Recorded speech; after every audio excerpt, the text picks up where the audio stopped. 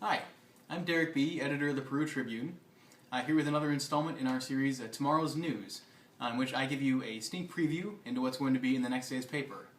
Today is Friday, November 15th, 2013, and I'm going to give you a look at what you can read Saturday, the 16th, in our print Peru Tribune, and what you can read tonight at perutribune.com. In our lead story, I'll tell you a little bit about a family that was displaced by a fire in West Peru on Wednesday. This was a really interesting story because not only did we find out the details on the fire, which Pipe Creek Township and Peru both went out to on holiday drive, we actually got the chance to talk to the family. A man named Bill Hipsher, who was renting a home from Kevin Manning, said Hipsher is not insured, and he had 8 family members living with him. They lost clothing, they lost a lot of other possessions, they lost almost everything. And they talked to us a little bit about that and the temporary housing that they've been set up in now.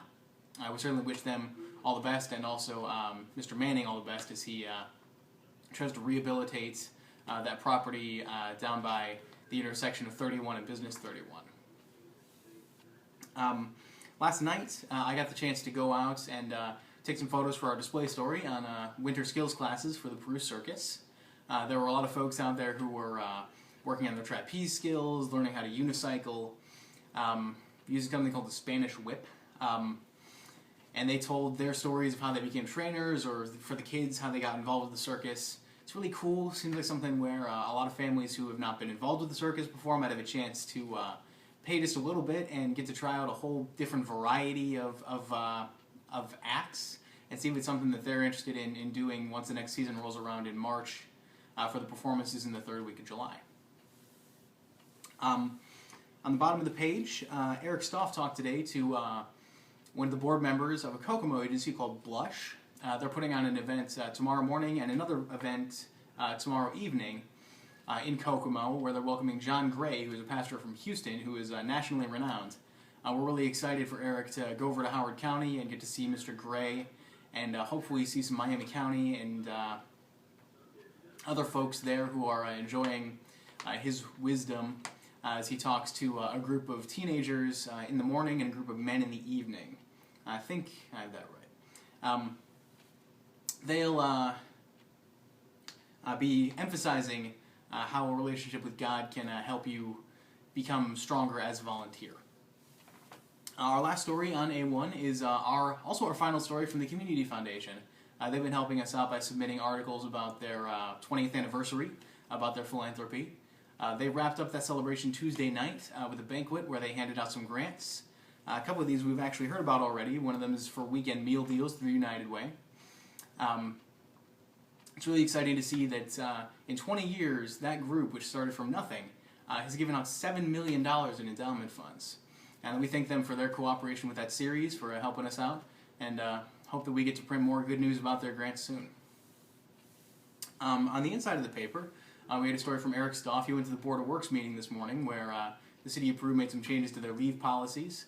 The main thing there is that they're moving maternity from the likes of illnesses or other unpredictable things from short-term disabilities and putting it as a leave.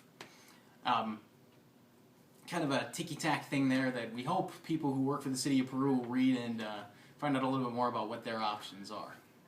On the sports page, Nick Roby went out last night and saw the Peru girls unfortunately lose pretty badly. They went to Plymouth and lost in a blowout to the Pilgrims.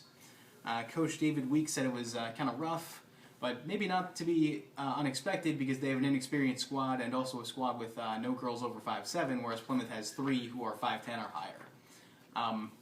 Coach Weeks' daughter, Anna, actually was the high scorer for them with 7 points. Kind of give you a sense of the scale they were looking at having trouble scoring.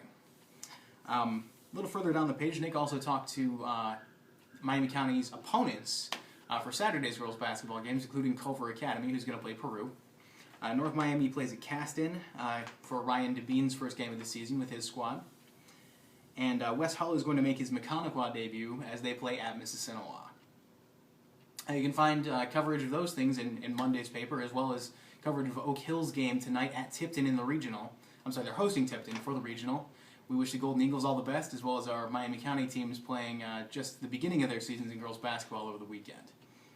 As always, you can find all those stories in Saturday's print Peru Tribune. Find them tonight at PeruTribune.com. You can find the Peru Tribune on Facebook, find us on Twitter, find me and our reporters on Twitter.